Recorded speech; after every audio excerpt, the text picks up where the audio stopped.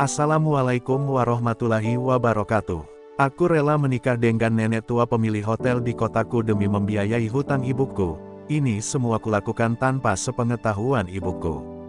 Tapi semua rahasia terbongkar ketika malam pertama. Bayu menatap langit senja dari balik jendela rumah kayu reyot milik ibunya. Angin musim kemarau menerbangkan debu halaman yang kering, seperti hatinya yang kini berantakan. Di atas dipan bambu, terbaring Bu Sarti, ibunya, dengan wajah pucat dan tubuh yang makin kurus. Dokter bilang, ginjalnya rusak. Harus segera cuci darah rutin dan kemungkinan besar butuh operasi. Tapi dari mana? Bayu hanya seorang buruh bangunan harian yang bahkan untuk makan saja sering menunda. Tangis Bayu pecah ketika dokter rumah sakit memberinya rincian biaya, 50 juta rupiah untuk tahap awal. 50 juta, angka itu bagai jurang yang tak sanggup ia lompati. Ia sudah menjual sepeda motor tuanya, menjual cincin warisan almarhum ayahnya, bahkan mencoba meminjam ke sana-sini, tapi jawaban semua orang sama, maaf, aku juga sedang kesulitan. Dunia seolah menutup semua jalan untuknya, kecuali satu, yang justru tak pernah terpikirkan. Di sebuah malam penuh putus asa, Bayu duduk di depan sebuah warung kopi kecil di Jakarta, sendirian. Di tangannya, sebuah brosur hotel mewah yang tak sengaja ia pungut dari trotoar, Hotel Mutiara Senja. Ia tak sadar, seorang wanita berdiri di depannya, mengenakan blazer hitam dan celana panjang elegan. Wajahnya cantik, dewasa, penuh wibawa, tapi ada kesedihan terselubung di sorot matanya. Wanita itu adalah Ani, pemilik hotel yang terkenal mandiri dan ditakuti banyak orang. Tapi malam itu, ia hanya tersenyum kecil. Aku tahu kamu butuh uang, ucap Ani tanpa basa-basi. Bayu menoleh tajam, bingung sekaligus curiga. Ani melanjutkan, aku bisa bayar semua pengobatan ibumu. Bahkan lebih. Tapi dengan satu syarat, nikahi aku. Malam ini juga, ucapan Ani seperti petir di siang bolong. Bayu membeku, otaknya menolak, tapi wajah ibunya yang sekarat seolah menamparkan logikanya sendiri. Apa maksud ibu? Saya bukan lelaki yang pantas untuk ibu. Dan saya tak mencintai siapapun sekarang, ujar Bayu terbata, suara gemetar. Tapi Ani hanya menatapnya dalam-dalam. Aku tidak butuh cinta sekarang. Aku butuh seseorang yang bisa kupercaya. Seseorang yang mau menemaniku meski hanya secara status. Anggap saja, kita saling menyelamatkan, katanya pelan, namun dingin. Bayu menunduk, menggenggam brosur hotel itu erat-erat. Hatinya memberontak, tapi wajah ibunya terus menghantuinya. Ia merasa menjual dirinya sendiri. Tapi jika ini satu-satunya jalan agar ibunya tetap hidup, haruskah ia menolak? Di tengah keputusasaan itu, ia mengangguk perlahan, dan tanpa sadar, air matanya jatuh membasahi tangan. Baik, saya akan menikah dengan ibu, malam ini juga. Bayu berdiri kaku di depan aula kecil milik Kua, mengenakan kemeja pinjaman yang sedikit kebesaran. Di sampingnya berdiri Ani, anggun dalam balutan kebaya hitam berbordir emas. Tak ada tamu, tak ada tawa, tak ada haru. Hanya suara penghulu dan saksi yang dibayar seadanya. Pernikahan itu berlangsung cepat, dingin, dan sunyi. Bahkan ketika ijab kabul selesai, tak satu pun dari mereka yang tersenyum. Bayu merasa seperti robot yang baru saja menandatangani kontrak untuk menjual masa depannya. Usai akad, mereka naik mobil mewah menuju hotel milik Ani. Di dalam mobil, tak ada percakapan. Ani sibuk memandangi jendela, dan Bayu menatap jemarinya yang gemetar. Pikirannya melayang ke wajah ibunya, apakah beliau akan mengerti pengorbanan ini? Ataukah malah kecewa jika tahu anaknya menikahi perempuan tanpa cinta demi uang? Bayu tak tahu, tapi yang pasti, ia merasa kosong. Sangat kosong. Ketika tiba di hotel, Bayu dibawa menuju kamar suite paling mewah. Pelayan menyambut mereka dengan senyum palsu, seolah tahu ada sesuatu yang aneh dengan pasangan ini. Malam pun datang perlahan, dan Bayu berdiri di depan pintu kamar, jantungnya berdetak tak karuan. Ia sudah bersiap menerima malam paling aneh dalam hidupnya. Tapi begitu membuka pintu, pemandangan di dalam membuatnya membeku. Ani tak sedang duduk di ranjang atau berdandan menggoda. Ia bersimpuh di sajadah, dengan mukena putih yang kontras dengan matanya yang sembab. Ia tengah berdoa, atau mungkin menangis, dalam diam. Bayu terpaku. Ani menoleh perlahan, menatapnya dengan mata lelah yang tak lagi menyimpan gengsi. Aku tidak ingin tubuhmu malam ini, Bayu. Aku hanya ingin ditemani. Aku takut malam, takut kesepian, dan terlalu lama aku pura-pura kuat. Malam itu mereka hanya duduk berdampingan, di lantai dingin kamar hotel. Tak ada pelukan, tak ada sentuhan. Hanya dua jiwa yang sama-sama lelah, sama-sama terjebak dalam hidup yang tak mereka pilih. Bayu mulai mengerti, bahwa di balik wajah kuat Ani, ada luka yang bahkan harta tak bisa sembuhkan. Dan untuk pertama kalinya, Bayu bertanya dalam hati, mungkinkah sebuah pernikahan yang diawali karena paksaan, bisa berubah menjadi penyembuh? Pagi itu, Bayu terbangun lebih awal dari biasanya. Ia masih duduk di lantai kamar hotel, bersandar di dinding, sementara Ani tertidur dalam posisi bersimpuh, masih mengenakan mukena. Udara AC menggigit tulang, tapi Bayu tak beranjak. Ia hanya menatap perempuan yang kini sah menjadi istrinya, seorang wanita asing yang menyimpan lebih banyak luka daripada senyuman. Dalam hati, Bayu bertanya-tanya, siapa sebenarnya Ani? Apa yang membuatnya memilih menikahi orang seperti dirinya, lelaki miskin yang tak punya masa depan? Setelah beberapa saat, Ani terbangun. Ia bangkit perlahan dan duduk di ranjang tanpa berkata sepatah kata pun. Sunyi kembali melingkupi ruangan, hingga akhirnya, Ani membuka suara. Bayu, kau tahu, aku pernah menikah dulu. Tapi bukan cinta yang kuterima, melainkan penyiksaan. Hotel ini dulunya milik suamiku, lelaki yang mengurungku di balik kemewahan, tapi memperjualbelikan tubuh dan harga diriku. Aku kabur setelah bertahun-tahun menjadi miliknya, dan akhirnya aku beli hotel ini, agar tak ada lagi wanita yang merasakan neraka yang sama. Bayu terhenyak, dadanya seperti dihantam palu. Ani bukan hanya kesepian, dia hancur. Bukan hanya karena cinta yang gagal, tapi karena pernah dipaksa menyerahkan harga dirinya demi kepentingan orang yang katanya suami. Bayu tak tahu harus berkata apa. Ia hanya menunduk, meremas ujung celana panjangnya. Kenapa aku? Tanyanya lirih, setengah berbisik. Ani tersenyum kecut. Karena kau lelaki pertama yang kutemui yang menangis bukan karena wanita, tapi karena ibunya. Hari-hari berikutnya, hubungan mereka berjalan kaku tapi mulai manusiawi. Ani tak lagi menyendiri sepenuhnya, dan Bayu mulai menjaga jaraknya dengan penuh hormat. Ia membantu staf hotel, membereskan taman, bahkan sesekali ikut membersihkan kolam renang. Bukan karena diminta, tapi karena ia tak mau jadi beban. Perlahan, para staf mulai melihat perubahan dalam diri Ani. Ia lebih ramah, lebih tenang, dan entah mengapa, semua itu terjadi sejak hadirnya Bayu. Namun di balik ketenangan itu, Bayu tahu hatinya sedang bertarung. Ia tak tahu sampai kapan ia bisa berpura-pura bahwa ini hanya tentang uang dan balas jasa. Karena setiap kali ia melihat mata Ani yang penuh luka, ia merasa seperti ingin menjadi tempat pulangnya. Bukan karena perjanjian, tapi karena ia mulai peduli. Bahkan, mungkin, lebih dari sekadar peduli.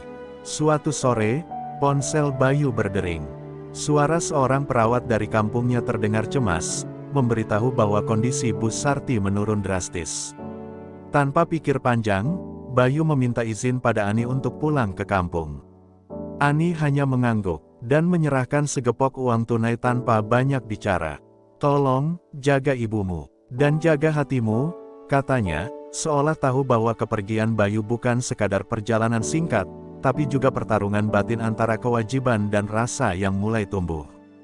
Di kampung, Bayu disambut oleh aroma tanah basah dan suasana rumah reyot yang tak berubah. Tapi ketika ia membuka pintu kamar, ia melihat ibunya terbaring lemah dengan infus seadanya. Mata Bu Sarti terbuka perlahan dan langsung meneteskan air mata saat melihat anaknya. Bayu, kamu kemana saja, nak? Ibu kira kamu meninggalkan ibu demi uang, ucapnya dengan suara gemetar. Bayu tersentak, menahan tangis yang nyaris pecah.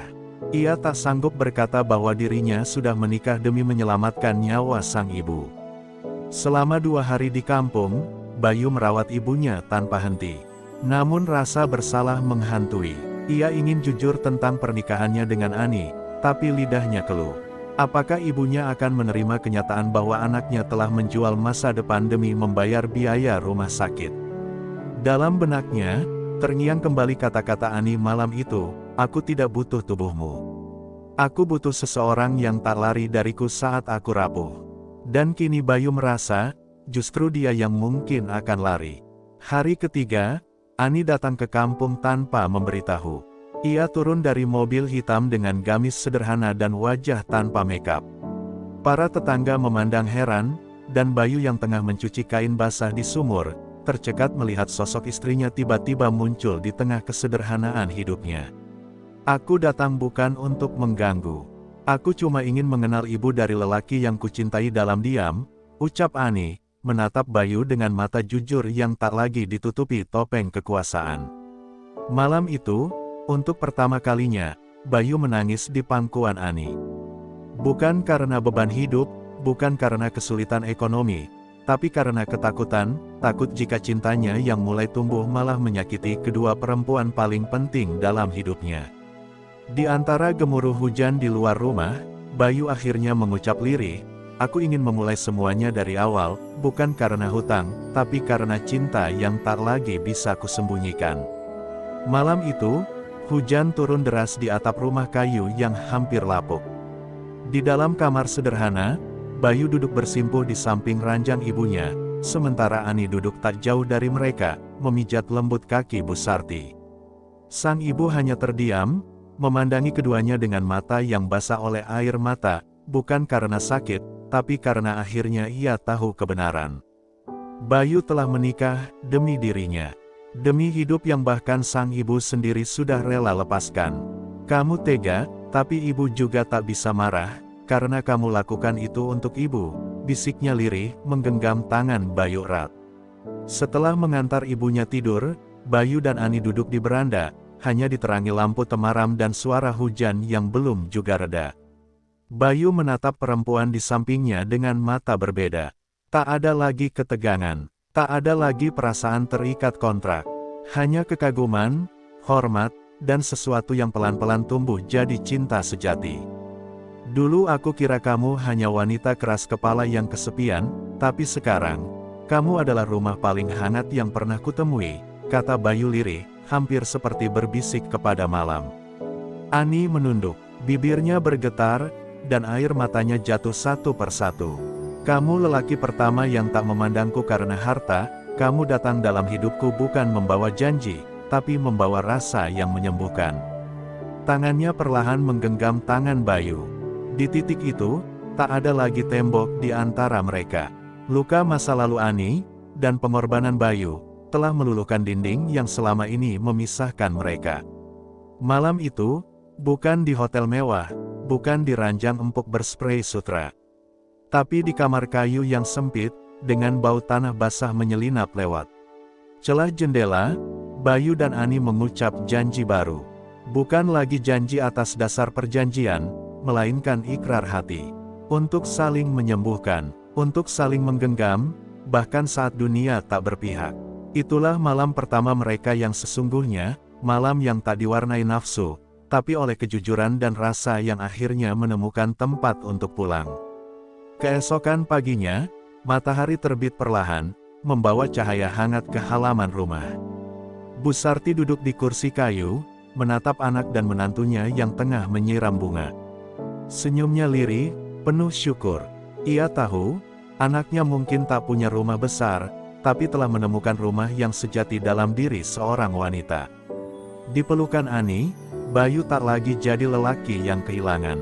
Ia telah menjadi lelaki yang menemukan. Kehangatan pagi di kampung itu ternyata hanya sementara.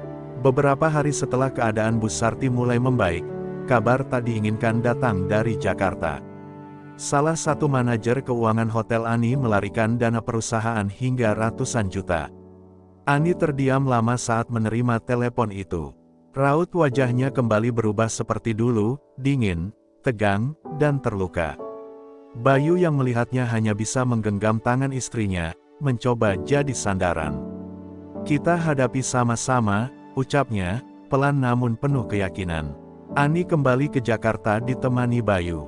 Begitu mereka tiba, tekanan dari pihak investor dan media mulai menghantui. Beberapa karyawan hotel bahkan mulai meragukan kapasitas Ani sebagai pemilik. "Kalau suamimu hanya tukang taman, apa dia bisa bantu selamatkan bisnis?" kata salah satu staf senior dengan nada sinis. Bayu tak menjawab, tapi dalam diamnya, ia mulai bergerak. Ia membantu Ani dari bawah, mengatur ulang keuangan harian, bahkan turun langsung membantu promosi hotel lewat kanal media sosial dan jaringan lokal yang ia kenal. Dalam sebulan, sedikit demi sedikit kepercayaan mulai pulih. Namun tekanan batin membuat Ani jatuh sakit. Dokter menyarankan istirahat total, tapi wanita itu bersikeras terus memantau pekerjaan. Disinilah Bayu mengambil peran yang lebih besar. Ia bukan lagi suami bayaran. Ia berdiri di garis depan, mewakili Ani dalam rapat-rapat penting, belajar secepat mungkin agar tidak mempermalukan istrinya. Dan dalam setiap langkahnya, Bayu hanya punya satu tujuan, menjadi pelindung sejati, bukan karena hutang, tapi karena cinta. Suatu malam, ketika hujan kembali turun di atas atap kaca kamar mereka, Ani menatap Bayu yang tengah duduk membaca laporan bulanan. "Dulu aku takut kehilangan kontrol, takut kalau kamu pergi setelah semuanya selesai. Tapi sekarang, aku sadar, aku hanya takut satu hal, kehilangan kamu," ucap Ani dengan suara yang nyaris patah. Bayu menutup buku, lalu mendekat, merayu wajah Ani dengan lembut. "Aku tak kemana-mana, bahkan andai semuanya hancur, aku tetap di sini. Karena aku bukan lagi lelaki yang kamu bayar. Aku suamimu, dan kamu rumahku." Tangis Ani pecah, kali ini bukan karena luka, tapi karena perasaan utuh yang tak bisa dilawan lagi. Mereka berpelukan erat di malam yang dingin itu, tanpa kata-kata lebih.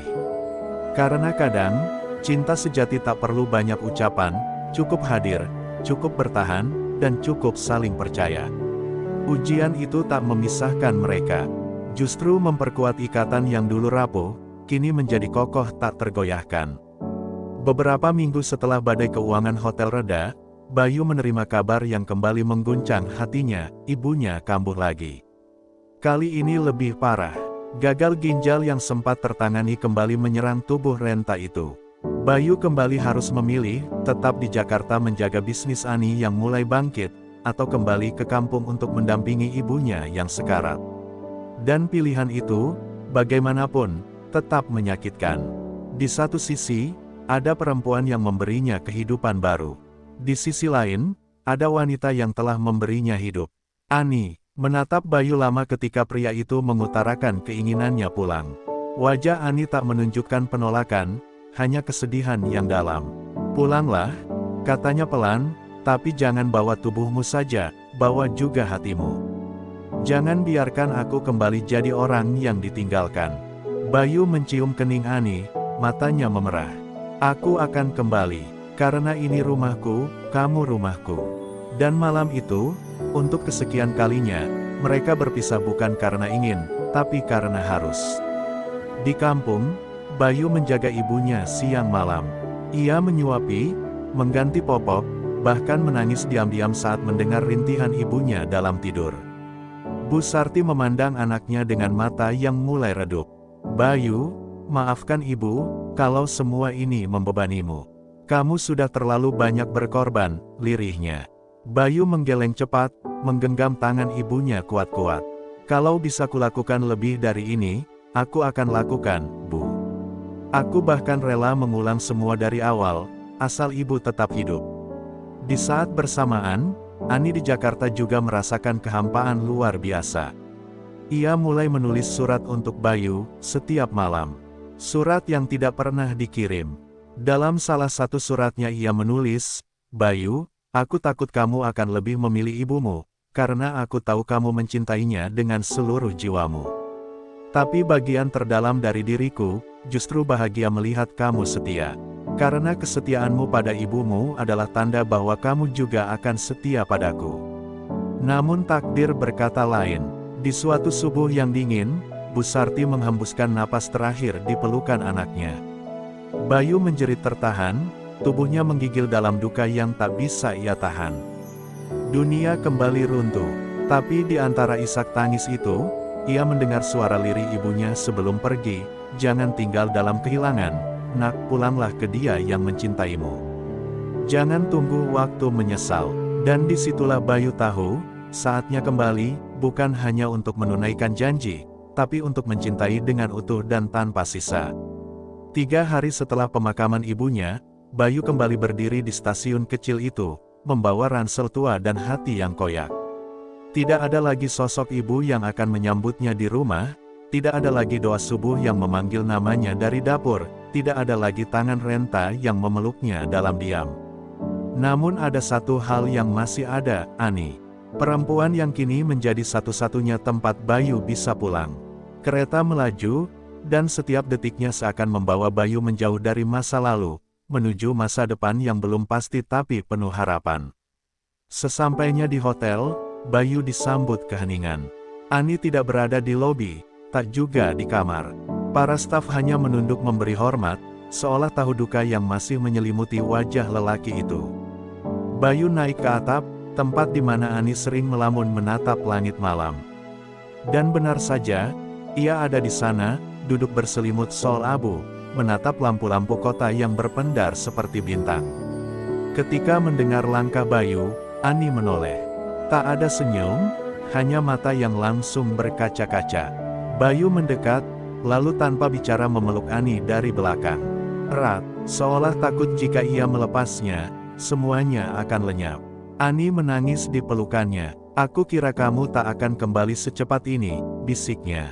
Bayu menahan isak. "Aku kehilangan rumah, tapi aku masih punya satu.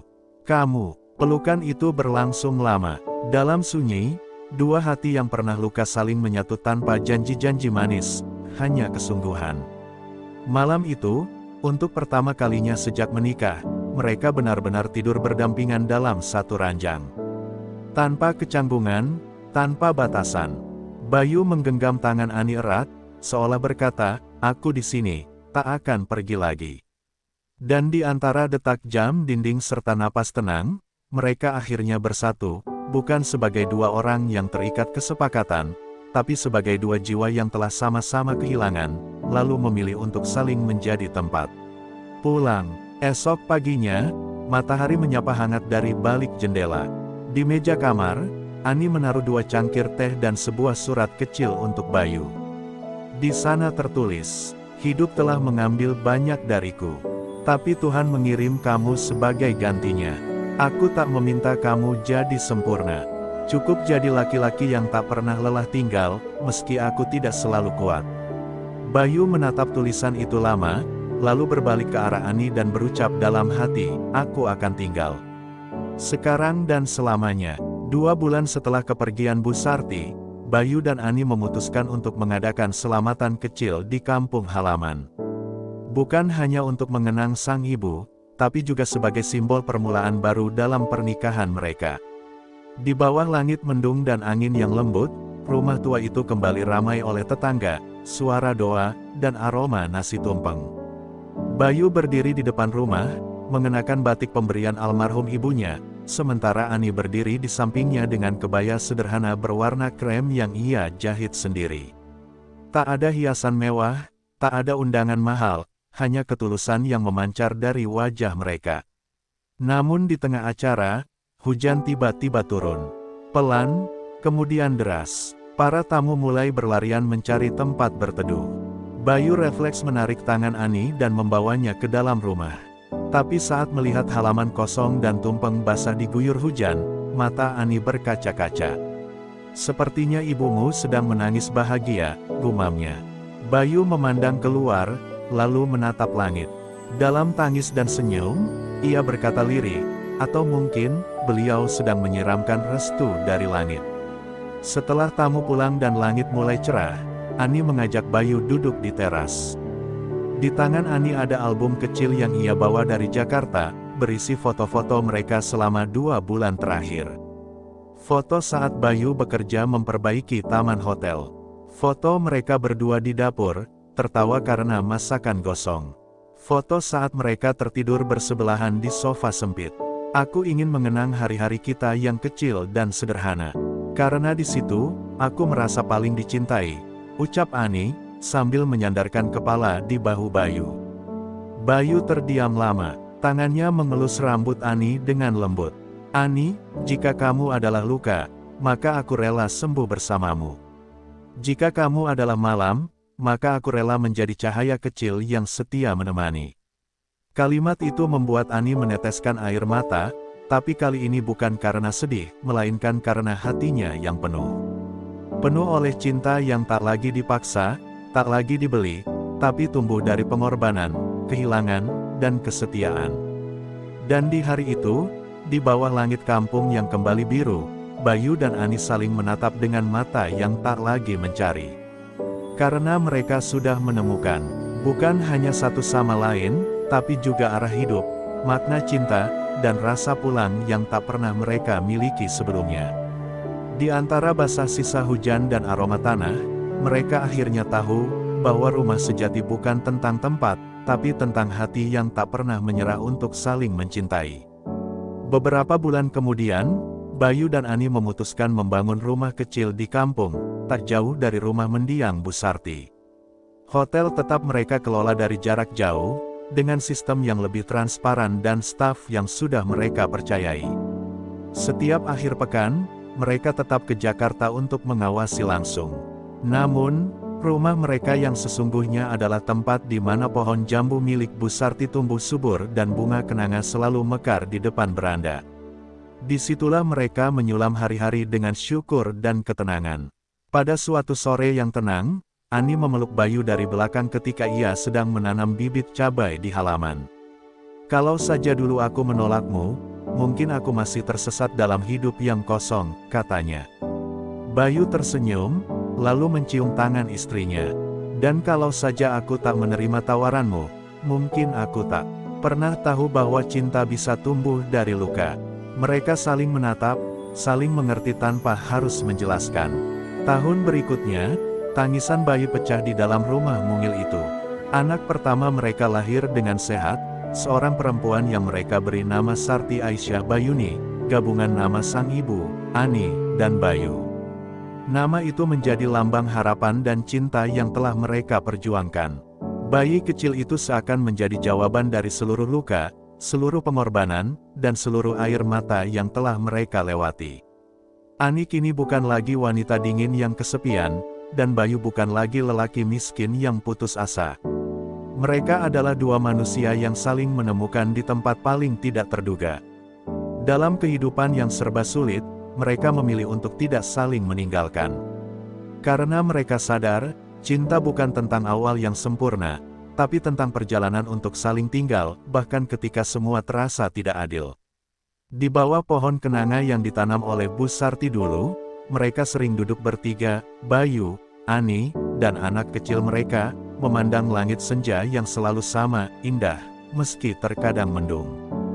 Dan saat angin berhembus pelan, mereka yakin, cinta mereka tak pernah datang terlambat. Ia hanya datang pada waktu yang paling tepat. Terima kasih telah mengikuti kisah ini hingga akhir, sahabat Top Story. Semoga cerita tentang Bayu dan Ani ini bisa menjadi cermin bagi kita semua bahwa cinta sejati tak selalu datang dari awal yang indah, namun bisa tumbuh dari luka, pengorbanan, dan ketulusan hati. Semoga Tuhan membalas setiap kebaikan kalian dengan cinta yang tak akan pergi. Semoga kalian selalu dikelilingi oleh orang-orang yang setia tinggal, walau dunia mencoba memisahkan. Dan semoga, ketika kehilangan datang, Tuhan segera kirimkan pengganti yang jauh lebih baik. Terima kasih telah menonton, menyimak, dan mendukung channel ini. Jangan lupa like, share, dan subscribe untuk cerita-cerita penuh makna berikutnya. Sampai jumpa di kisah selanjutnya. Wassalamualaikum warahmatullahi wabarakatuh.